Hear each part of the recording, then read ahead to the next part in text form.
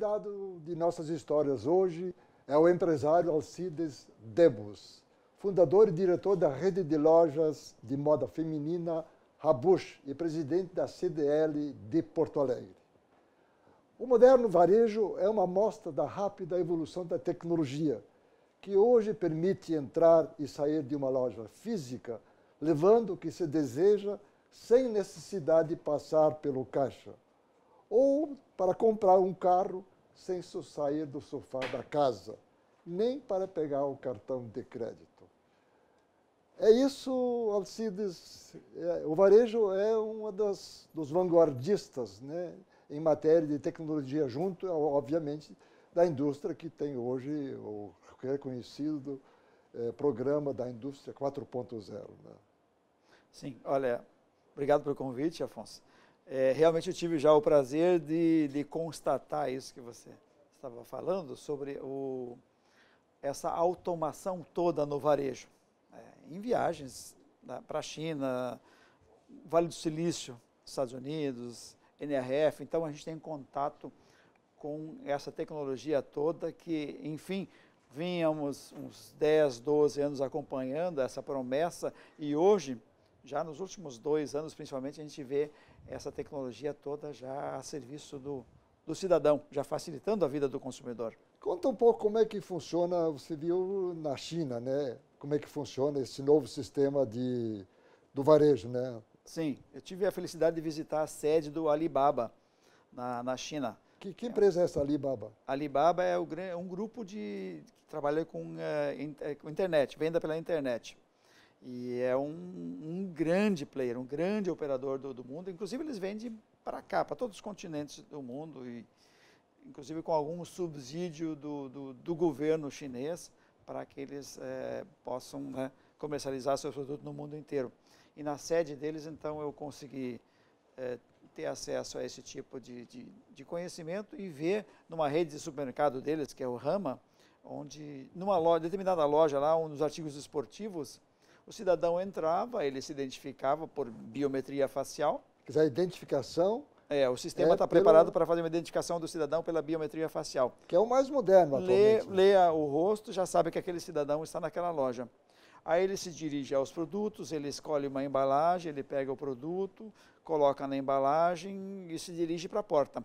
O sistema está preparado para ler, apesar da sacola, ler através de um sistema de RFID, radiofrequência. Radiofrequência. Que lê aquele produto que ele está levando, ele olha novamente para o equipamento, né, que vai identificar, fazer a leitura, saber que é ele que está com aquele produto está saindo, ele vai confirmar no celular dele, ali dizendo que é ele mesmo, que ele concorda com aquele valor e está pago, ele vai embora. Quer dizer, ele entra, escolhe o produto, inclusive a embalagem, Sim. E vai embora, vai ter que esperar um pouquinho na hora da identificação e automaticamente Sim. ele já pagou no celular a sua conta. Né? Automaticamente, ele vai pagar depois a conta no banco, né? Sim. Ou a vai conta debitar do telefone. Vai debitar da sua conta que ele tem junto ao Alibaba, que o Alibaba também tem um sistema de banco para o cidadão. Então ali ele tem a sua vida. Agora é incrível, né? Num país que tem gente sobrando e trabalho, digamos, faltando, né? Ou não? Não, os chineses eles estão avançando muito. Eu já estive 7 vezes. Foi a 7ª vez que eu fui à China. Só que desta vez agora, inclusive, com o apoio do Ministério do Desenvolvimento da Indústria e Comércio, com executivos aqui do Brasil. Então, a gente conseguiu visitar grandes organizações na China e conhecer mais de perto os bastidores. Os chineses, eles não brincam em serviço. Eles trabalham muito, são muito estudiosos, muito dedicados. Uma coisa parecida acontece também em Nova York, nas grandes cidades dos Estados Unidos, ou não? Sim, na NRF a gente conhece... NRF é o... É a Federação do Varejo. É a centésima 10ª edição, foi neste ano agora. A grande feira do varejo do Isso, mundo. A Big Show. O Big Show, né, do varejo, National Retail Federation, que é traduzindo do inglês. Então ali também tem uma amostra muito grande de todos os players, vamos dizer, da tecnologia, muitos, né, voltados para o varejo, que vão cada vez mais facilitar a vida do consumidor. Só para chamar a atenção, que tu citaste que a leitura do produto é feito pela radiofrequência, Sim. que é uma coisa diferente do que nós temos aqui ainda. Eu acho que pouquíssimas lojas têm a radiofrequência, que nós trabalhamos, enfim, com o código de barras ainda para leitura, né? Que é uma coisa ainda mais difícil digamos, mais demorada do que a radiofrequência, né? Eu me lembro quando eu fiz o meu MBA na ESPM lá em 2003, era a grande novidade a descoberta do RFID, que era uma etiqueta, mas que custava muito caro para se colocar em produtos, né? E isso foi uma discussão vários anos na NRF de Nova York, sempre apresentando e tentando viabilizar economicamente e colocar em todos os produtos. Hoje nós já temos redes que já estão com esse sistema todo implantado e ele faz o inventário permanente praticamente. Constantemente o produto que entra e que sai é contabilizado e o proprietário da loja tem o seu controle total todos os dias. Uma pergunta, eu vou no supermercado da China, vamos chamar assim agora, Sim. E que tem já radiofrequência em todos os produtos. Eu vou colocando os produtos no carrinho, eu não preciso retirar, ou preciso retirar? Não, eu posso ir embora. Ou porque ele lê produto por produto. Lê tudo. Se tiver tudo um carrinho cheio ali, eu vou passar pelas antenas ali. Cheio, mas enfim, todos os produtos estão lá, né? Sim, ele me identifica pelo meu chip do meu celular, pode ser uma forma, ou pela biometria facial, né? E o sistema de radiofrequência vai ler todos os produtos, todos os códigos e vai estar automaticamente na minha conta aqueles produtos. Aqui estamos bastante atrasados. Ou não? Já o Brasil, as grandes redes estão investindo muito e né, a tecnologia está vindo para cá. Ela não é barata. Para o pequeno comerciante, ela é muito onerosa, né, uma tecnologia dessas. Mas as grandes redes estão já fazendo investimento nesse sentido, para ter mais tecnologia. A coisa mais digamos, importante aí é a identificação biométrica e a radiofrequência seria... É uma das formas. As duas coisas andam juntos. Não, essas são formas, mas hoje se fala muito em omnichannel, que é... Todos os canais. Todos os canais. Então, a compra online e o BOPS, como dizem, buy online e pick up in store. Compre online e retire na loja. Está acontecendo já no Brasil, em redes importantes. Lá fora já é muito consagrado isso. O consumidor ainda gosta, mesmo o jovem, de tangibilizar o produto. Então, ele escolhe pela internet, que é o mais trabalhoso, o que ele quer.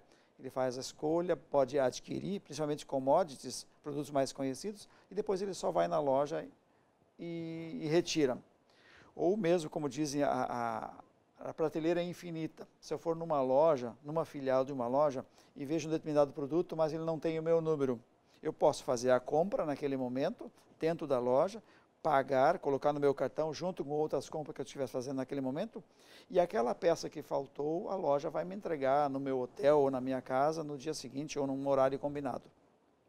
Está muito adiantado isso. Não, hoje a tecnologia está ajudando muito o consumidor, facilita a vida do consumidor. E como é que tu vês isso, o progresso disso no Brasil? E uma outra questão que se levanta, eu já levantei a respeito da China, né? Vai reduzir bastante a mão de obra, ou ela se emprega em outro setor? Se emprega em outro setor, a mão de obra vai para essa inteligência. Eu estive no Google, por exemplo, lá nos Estados Unidos, no Vale do Silício, só num projeto que é o de inteligência artificial deles, consegui saber que tem 1.000 engenheiros só num projeto, no Learning Machine, que eles falam que é a inteligência artificial do Google. Então, as pessoas vão migrando para a criação dessa inteligência toda, para facilitar a vida do usuário, do lojista e do consumidor. Vão para outras áreas. Mas aí exige uma preparação incrível, né, da pessoa. Cada vez maior. Ou seja, analfabeto funcional ou não, já tem dificuldade de encontrar trabalho, né? Nesse nível de negócio, realmente vai ter que se reciclar ou ir para áreas de apoio, operação. Né? Claro que, por exemplo, empresas de logística e e-commerce, como por exemplo a Amazon, precisa de muita gente para operacionalizar, para carregar, descarregar, para entregar nos endereços. Então, aí emprega muita gente que Com menos formação. não depende de tanta formação, né, formal, de anos de estudo. Então, vai ainda sobrar espaço para essas pessoas, obviamente, Sim, né? sim, sim. E, de repente, até aumenta o número digamos, de vagas para essas pessoas ou não? À medida que a economia cresce, os empreendedores, né, os investidores, eles criam novas vagas de trabalho aí sim, emprego sempre há, né? Sempre vai ser criado emprego e para todos os níveis ainda. Eu acho que isso ainda vai longe, né, de a gente poder ter vagas de emprego para pessoas de todos os níveis de formação escolar. Porque isso se fala não só no serviço, no varejo, enfim, se fala também na indústria, que acontece a mesma coisa. Quer dizer, a automação hoje, ela se espalha por todos os setores, né, da economia em geral. Sim, né? Mas ainda assim, precisa do operador da máquina, da pessoa que vai etiquetar um produto, que vai colocar, por exemplo, numa loja, nós chamamos de visual merchandising, para expor o produto. Nada substitui a mão de obra, nada substitui as pessoas e não precisa tanto estudo, precisa ser um técnico que entenda daquela atividade, que seja treinado para aquela atividade e é necessário sempre, todos os dias. Na atividade que tu exerce de presidente da CDL, tu sentes que as pessoas os lojistas estão interessados, na medida que é possível, eles procuram se inteirar dessas novidades, inclusive começando a aplicar? Muito, se interessam muito, sim. A gente organiza, né, viagens ou apoia associados, né, em pequenas quantidades de pessoas, porque o custo hoje para sair fora do país é muito, muito alto, mas as pessoas se interessam sim. O que a gente faz, vai lá para fora, o presidente, alguns diretores ou vice-presidentes e trazem a informação e a gente organiza eventos aqui. Por exemplo, a CDL tem o Zoom pós-NRF, o Zoom pós-China que nós fomos, cenários onde a gente traz informação, vai para mundos e lugares onde essa informação é quente e ainda não tão conhecida aqui e traz para o nosso associado e tem faz esses alguma coisa eventos. já programada sobre isso aqui? Neste ano nós teremos... Já fizeram? Já fizemos no ano passado, foram vários eventos nesse sentido. Inclusive o da China, nós fizemos com bastante sucesso, né, em setembro do ano passado, aqui em Porto Alegre.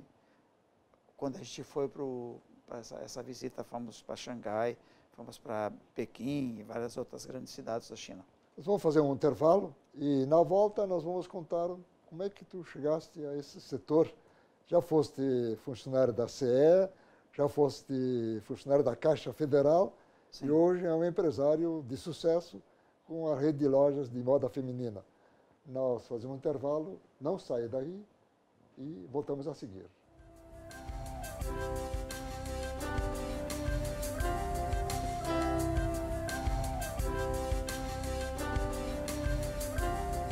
Conversando com o empresário Alcides Debos, fundador e diretor da rede de lojas de moda feminina Habush e presidente da CDL de Porto Alegre.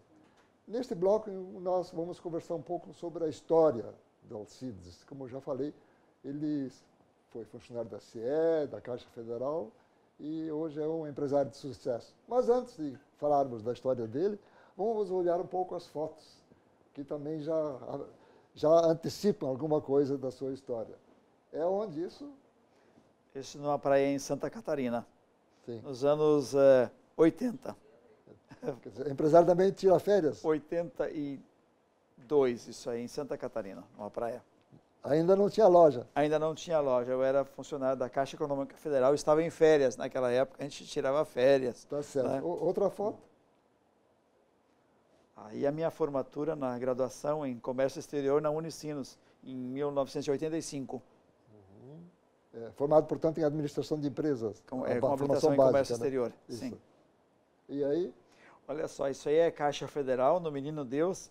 E eu tive uma época, eu participava do grupo nativista da Caixa Federal. Tinha um grupo nativista, estudos nativistas. Era coisa de jovem. fazíamos umas tertúlias, e aí nós organizamos na agência uma semana farroupilha, onde o pessoal, inclusive, levou cavalos, e a gente, era uma forma a gente como empregado ali... Era da Caixa da José de Alencar? Exatamente, eu trabalhei lá 7 anos, de 1985 até 92. Outra foto? Aí, é na China, agora, recentemente, lá em Xangai. E tinha esse fundo, o CDL? Era numa apresentação? Essa a foto dos fundos é real, né, e esse foi usado no Zoom, né, no evento que nós fizemos na CDL aqui em Porto Alegre, perfeito, após a nossa viagem para a China. Outra foto? Então, esse é um evento que chama-se Cenários, que a gente criou na minha gestão, foi a terceira edição do evento Cenários, então a gente convida palestrantes e empresários de expressão que vão ali e dão a sua opinião, seu posicionamento sobre o cenário futuro do próximo ano. E esse ano foi muito interessante, nós tínhamos acabado de passar por uma eleição de um novo presidente, um novo governador, então estávamos todos curiosos para saber como esses empreendedores e como, né, o Aode Cunha e os palestrantes se posicionavam em relação às suas expectativas em relação ao próximo ano. Falaremos sobre isso no próximo bloco também. Então. Outra foto? É mesmo? Fazendo a abertura desse evento, cenários lá no CIE, Teatro CIE. Outra foto? No evento abrindo o evento do pós-China. Outra? Com minha filha, Kátia, e minha cunhada, Vânia. Já participam? Participam a segunda geração já tomando conta de... Sim, estão aprendendo a como se paga a conta. Tá certo. Ok, isso aí. O Alcides, você não é de Porto Alegre, como uma grande parte de nós todos, não é isso, né? Sim. Qual é a tua terra natal? A minha terra natal é a gloriosa Três Passos. Eu sou do noroeste do estado, fica a 500 quilômetros daqui de Porto Alegre. Sim. E qual é a formação inicial? O primeiro, você é de família de agricultores, provavelmente? Sim, do interior, lá do interior. Meu pai nós éramos 6 filhos, né? 3 meninos e 3 meninas, e tínhamos mais um primo que o meu pai criava lá em casa, então eram 7 filhos. Eu, com 13 anos, eu pedi para o meu pai que eu gostaria de estudar num colégio interno, onde meu professor havia estudado, ele comentava em sala de aula, às vezes. E aí eu fui estudar no colégio, esse colégio em 3 de Maio, cerca de 80 quilômetros de distância lá de Três Passos. Sim. Depois, voltou? Fiquei lá 4 anos no colégio interno, voltei para Três Passos e fiz o 2º grau em Três Passos. Nesse período de estudo, você trabalhava em alguma coisa ou era bancado pela família? Depois que eu voltei do internato, fiquei 1 ano em casa, aí fiz 18 anos e na primeira oportunidade surgiu um concurso para a CE na região, Companhia Estadual da Energia Elétrica. Aí eu fui fazer o concurso, tive a felicidade de passar no concurso e logo em seguida fui empregado, já com 18 anos na CE, onde eu trabalhei durante 3 anos. E depois? Aí eu fiz, naquela época o jovem fazia concurso. Sim. Nós estávamos na era militar ainda e o jovem, ele se preparava, fazia curso de datilografia, não existia o computador ainda, então a gente fazia datilografia. Fiz no internato 8 meses, 1 ano inteiro de datilografia, porque eu sabia que quando chegasse aos 18, 19 anos, quisesse um emprego, eu teria que passar em algum concurso público. Então, tinha uma boa habilidade em datilografia. Passei aí no concurso da Caixa Federal, Caixa Econômica Federal, e onde eu fui trabalhar depois, após sair da CE. Saíste da CE com alguma dor no coração ou foi uma decisão boa? Na CE eu já era um emprego muito bom, eu tinha tido 3 promoções nos 3 anos que eu trabalhei lá. Mas como eu havia passado no concurso da Caixa Federal e eu queria trabalhar, porque aí eu estava trabalhando no interior, Palmeiras das Missões, ficava cerca de 100 quilômetros da minha cidade natal. E meu objetivo era vir para Porto Alegre para estudar. Como todo jovem naquela época, não haviam faculdades no interior do estado para fazer graduação, então aí eu vi uma forma de vir para Porto Alegre, aguardar a chamada da Caixa Federal para ingressar na Caixa Federal. E já fiz aí concurso, quer dizer, vestibular para Unicinos e ingressei em comércio exterior naquele ano. Mas tivesse que voltar pela Caixa? Sim, aí a Caixa, para minha surpresa, me chamou e me mandou para Passo Fundo, para assumir na Passo Fundo. Fui para lá, transferi a faculdade para lá, mas fiz só um semestre em Passo Fundo. E depois eu consegui novamente voltar para Porto Alegre, porque eu, né, queria estudar aqui em Porto Alegre, queria morar aqui. Em paralelo ao estudo da faculdade, você trabalhava na Caixa, né? Sim, trabalhava à noite, fazia faculdade e trabalhava na Caixa. Depois Sim. de tudo isso, qual foi a sequência? Quando eu terminei em 85 a faculdade, comércio exterior, aí eu já fazia, sempre desde jovem, comprava e vendia alguma coisa, sempre, basicamente carros, né? Sim. Queria melhorar o carro, então comprava, vendia, ficava um tempo, estava sempre fazendo algum tipo de negócio. Eu acho que era no sangue, assim, essa coisa de fazer negócios. Aí surgiu, logo quando me formei, a oportunidade de comprar uma loja de um amigo. Era um amigo que nós morávamos no mesmo condomínio e ele tinha essa loja, estava disposto a vender e negociamos rapidinho. Até hoje existe a loja? Comprei a loja dele e no outro dia que a gente foi ver, eu e minha esposa da época, a noiva, fomos ver, e agora? Vamos hein? Comprar produto. Não, como é que começamos a fazer nossos planos? A gente queria uma loja diferente do que a dele. Então nós tínhamos que comprar produtos. Decidimos comprar produtos só do Rio de Janeiro, trazer para cá, definimos o padrão da loja. E aí eu continuei trabalhando na Caixa Federal e ela saiu do emprego dela no Banrisul para cuidar da loja. E a definição de moda feminina foi? No início até nós vendíamos um pouco de masculino também. Vendia uma moda vestuário. De vestuário, moda praia, umas coisas bacanas. Mas a insegurança em loja de rua era grande para produto masculino. Então ficamos no feminino bem mais seguro e continuamos. Essa loja existe até hoje, que é a nossa matriz. Que fica onde? Fica na Rua Coronel Genuíno 270. Aí na Borges de Medeiros, né? Sim, ali no bairro do Centro, fica próximo, ali na Praça Daltro Filho, próximo ao antigo Cinema Capitólio. Uhum. Bom, e daí como é que evoluiu todo o negócio? Conta um pouco isso. Olha, eu na Caixa eu sempre fui muito dedicado, fazia muito, tudo que treinamento que davam, eu estava sempre querendo estudar, sempre querendo aprender mais. Então eu me sentia muito preparado. E aí eu participava, claro, de manhã cedo eu passava na loja, no final do dia passava ali. Depois de 6 ou 8 meses de a loja em operação, já começamos a produzir. Descobri uma estilista, ela me propôs que a gente poderia produzir, fabricar, fazer algumas peças de fabricação própria. Me interessei por isso e a gente começou já a começar uma pequena produção. Uhum. Em seguida fizemos mais uma loja e aquilo eu fui paralelamente com o trabalho na Caixa, aprendendo como tocar o negócio, inclusive como industrializar. E teve uma decisão importante, continuar na Caixa ou continuar na loja? Sim, o meu emprego na Caixa era muito bom, uma remuneração muito boa e eu tinha carreira, fazia, né, cheguei a um cargo de gerência e supervisão, vários cargos eu tive, assim, remuneração ótima, alimentação, aquele cheque alimentação, todos os meses, dia 20 na conta. Férias garantidas? Férias garantidas, todos os anos. Garantido? Sim, tudo, muito bonito. Então, mas chegou um momento, aí eu tinha 3 filhas, nós tínhamos 3 filhas pequenas, havia mudado o cenário econômico um pouco no país. Depois de 94 ali, congelamento de preços, estabilização da economia, os salários começaram, a renda começou a subir, os aluguéis também, e aí ficou mais difícil fazer a gestão, e eu tive que fazer. Aí nós tínhamos 2 lojas e mais a fábrica, então eu decidi sair da Caixa e me juntar à noiva para tocar um negócio. Uhum. Aí sim, aí começamos a fazer uma expansão. E hoje, como é que está a situação?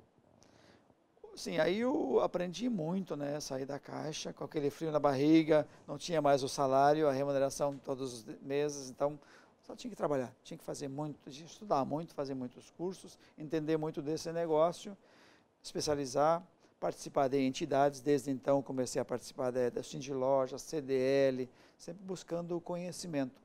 E o negócio foi uma consequência, foi crescendo, depois busquei mais estudo. Você tem uma rede de lojas próprias e de franquia, começou a ser uma franquia também, foi, digamos, uma forma de expansão. Lá em 2010 já estava muito famosa a questão das franquias, e eu aí busquei treinar os colaboradores, preparar para fazer franquias. Em 2011 começamos a fazer expansão já com franquias. Hoje, onde que estão as lojas hoje? Quantas lojas tem no total? Hoje temos 35 lojas em operação, sendo aí 21 próprias e 14 franquias em operação. Em que estados? Rio Grande do Sul, São Paulo, Minas Gerais, Rio Grande do Norte também. Olha, foi uma coisa Santa rápida, Catarina né? também. Foi uma evolução muito rápida, não é? Foi. Nós tivemos os anos de chumbo, como eu digo, da economia, da crise, agora os últimos anos que não foi tão fácil, né, se trabalhar, ficou um pouquinho mais complicado. Mas com dedicação a gente conseguiu resistir, estamos aí, né, felizmente a empresa está bem, a marca está preparada para os próximos anos. Nós vamos fazer um novo intervalo e na volta nós vamos conversar um pouco sobre como é que está a situação das vendas do varejo hoje no Brasil, né? Inclusive da sua loja e para começar, conta como é que foi feito a identificação da rede de lojas Habush, veio de que é a sigla, é uma loja de turco, enfim, uma coisa interessante para se verificar. Vamos falar. Nós vamos fazer intervalo, portanto, fica conosco, voltamos a seguir.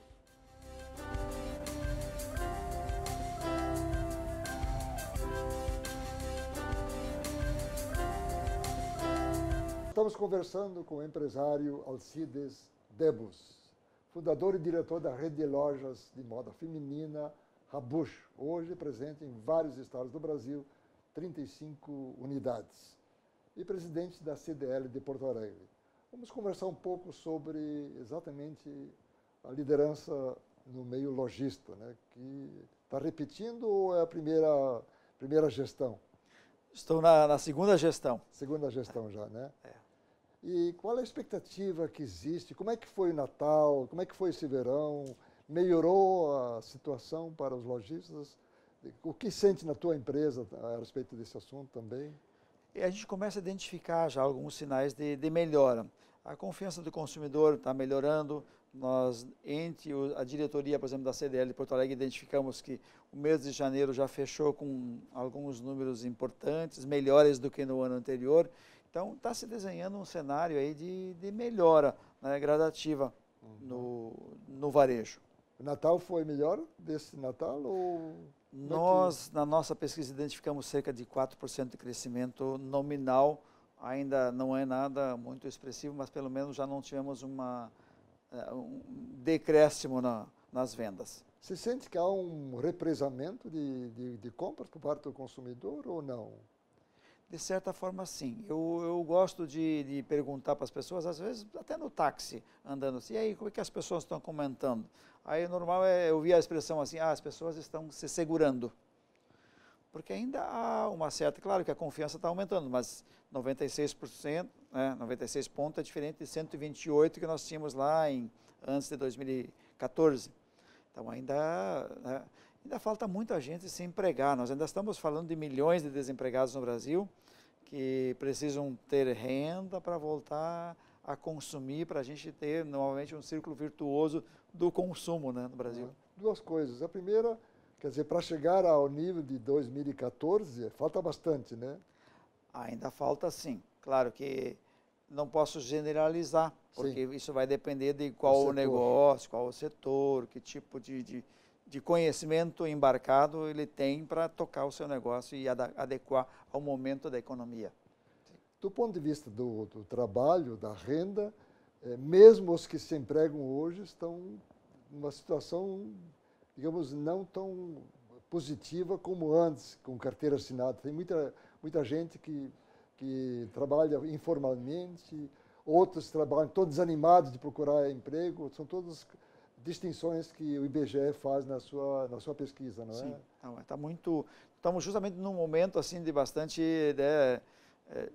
diferente para pessoas diferentes. A gente vê no mercado dos automóveis, por exemplo, já um crescimento das vendas importantíssimo, agora em final do ano e em janeiro, que é aquele cidadão que estava segurando, que de repente está vislumbrando, olha, vai estabilizar, o juro não vai subir, a taxa de juros está fixada em 6,5% pelo Copom, tem se repetido, estável, então os juros para financiamento, para se endividar um pouco, parecem melhores. Então, alguns setores começam a reagir, porque algumas pessoas não estão endividadas ainda, né? Ou não estavam porque estão mais cautelosos em relação a isso. Porque na compra do carro já está fazendo uma compra de médio prazo, né? Quer dizer, não é de comprar Sim.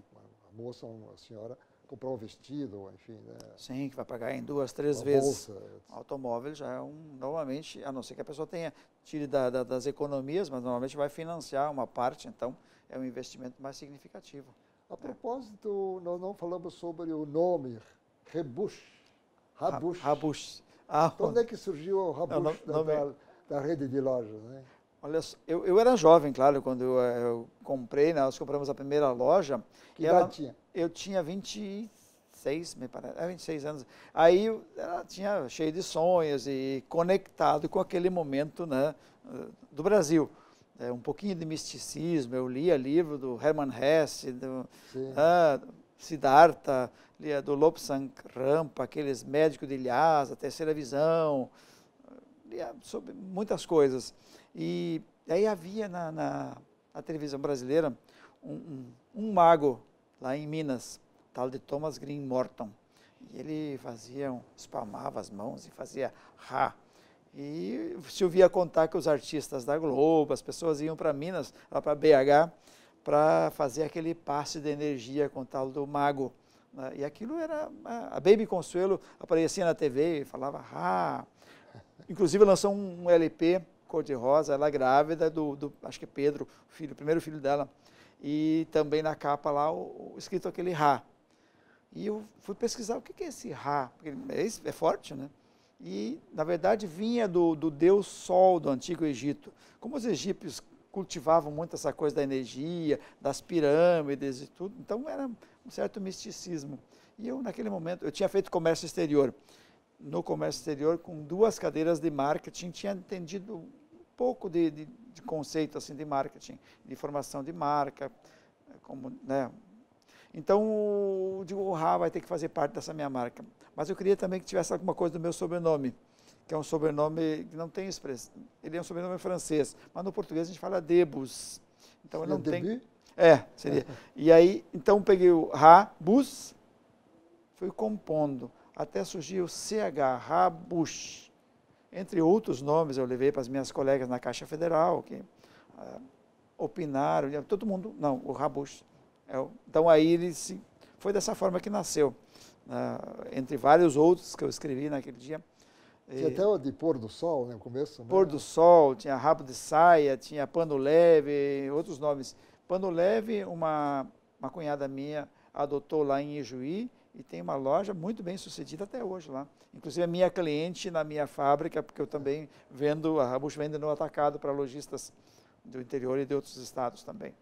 Não te confunde às vezes a tua loja, o teu nome com loja de turco? Porque soa um pouco de árabe também. Né? Sim, no início tinha pessoas que me falavam, colocasse um germânico, colocou um nome hebraico para a sua loja.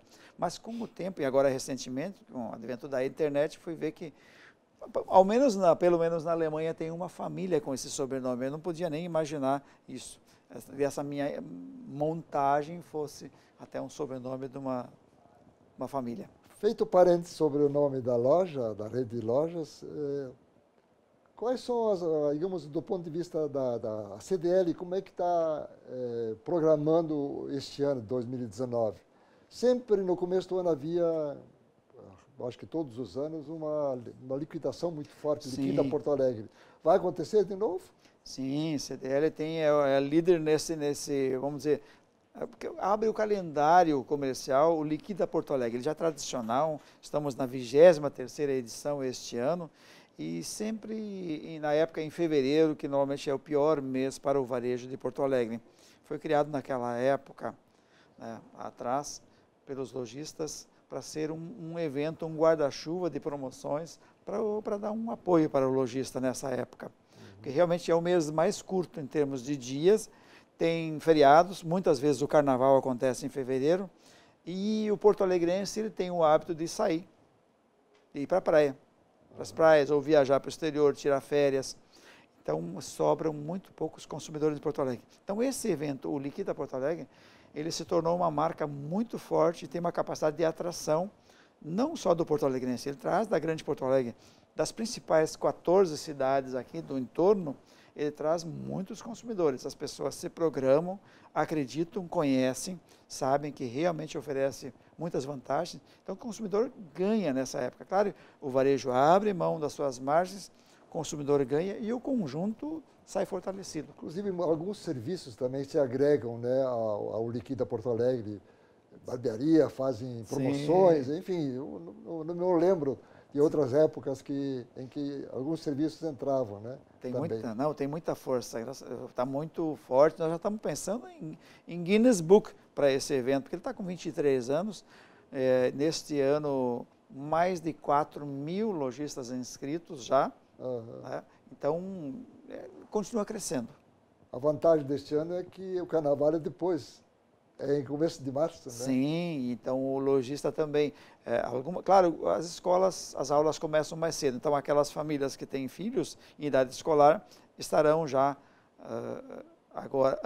estarão antes do carnaval em Porto Alegre. Mas muitos tiram férias e voltam só lá depois do carnaval. Então esse evento Liquida Porto Alegre, ele se encaixa muito bem nesta época para chamar o consumidor de São Leopoldo, lá do Morungava, de Ivoti, né, do entorno e também de Porto Alegre, dos bairros, lá da Restinga, para vir participar desse show de ofertas e descontos que o comércio oferece nessa época.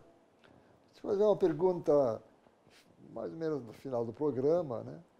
Como é que te sentes hoje? Porque isso muitas vezes se discute isso e se procura despertar nos jovens a ideia do empreendedorismo, né? Estás arrependido de ter partido para o empreendedorismo ou ficaria mais tranquilo se estivesse na Caixa Federal hoje ainda? Eu era muito ansioso. Eu tenho certeza que fui um bom trabalhador, um bom colaborador nos meus 2 empregos, que juntos somei 20 anos de trabalho. Mas o empreendedorismo, os negócios sempre, eu acho que estiveram na veia. E eu sou feliz como empreendedor, CDL, muitos anos participando lá e foi uma consequência, não foi uma escolha minha, presidi a CDL, mas lá pelas tantas chegou a minha vez na fila, não, agora você tem que dar seu quinhão. Meu pai foi um exemplo na minha cidade, ele era um agricultor, mas ele foi presidente de várias entidades, foi da escola, da igreja, do clube recreativo, clubes de futebol, sindicato, ele sempre se doou. A minha mãe também, minha mãe presidiu o clube da comunidade, então eles sempre foram, além de ter uma família numerosa, pessoas que também se doaram um pouco para o coletivo, e eu herdei isso, acho que faz parte da nossa obrigação, se doar um pouco para o coletivo. Esta foi a história de Alcides Debus, que às vezes eu faço confusão com a rede de lojas, fundador e diretor da rede de lojas de moda feminina, Habush e presidente da CDL de Porto Alegre. Nós agradecemos a sua presença aqui. Foi uma bela de uma história, inclusive pode servir até de algumas situações para pessoas que estão em situações semelhantes. Como e de modo especial queremos agradecer a audiência desse programa. Prometer estar de volta sempre às terças-feiras à noite, 20h15, ou seja, 8h15 da noite. Muito obrigado e até lá.